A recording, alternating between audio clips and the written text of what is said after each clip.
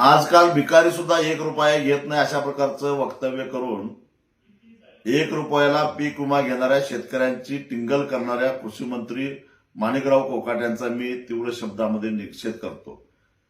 एक तर कुठल्याही शेतकऱ्यानं तुमच्याकडे 1 रुपयाला विमा मागितलेला नव्हता, पण ज्या पद्धतीनं बीड जिल्ह्यामध्ये पीक विम्यामध्ये घोटाळे झाले आहेत, गैरव्यवहार झालेला आहे, 1 रुपया शेतकऱ्याच्या नावानं विमा देऊन त्याच्यामध्ये गैरप्रकार करायचे, जे लाभधारक आहेत त्यांच्या नावानं भलत्याच्याच नावावर पैसे काढायचे, असे उद्योग भ्रष्ट मार्गाने करत असताना शेतकऱ्यालाच बदनाम करायचे हे धंदे थांबवा.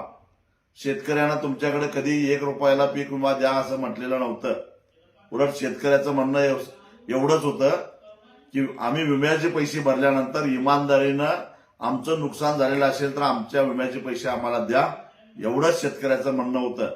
अशा प्रकारे शेतकऱ्याचा चेष्टा करणारे, त्याचा अपमान करणारे वक्तव्य जर का पुन्हा कृषी मंत्र्यांनी केलं तर कृषी मंत्र्याला आम्ही आमचा इंगा दाखवल्याशिवाय सोडणार नाही, एवढं त्यांनी ध्यानात ठेवावं.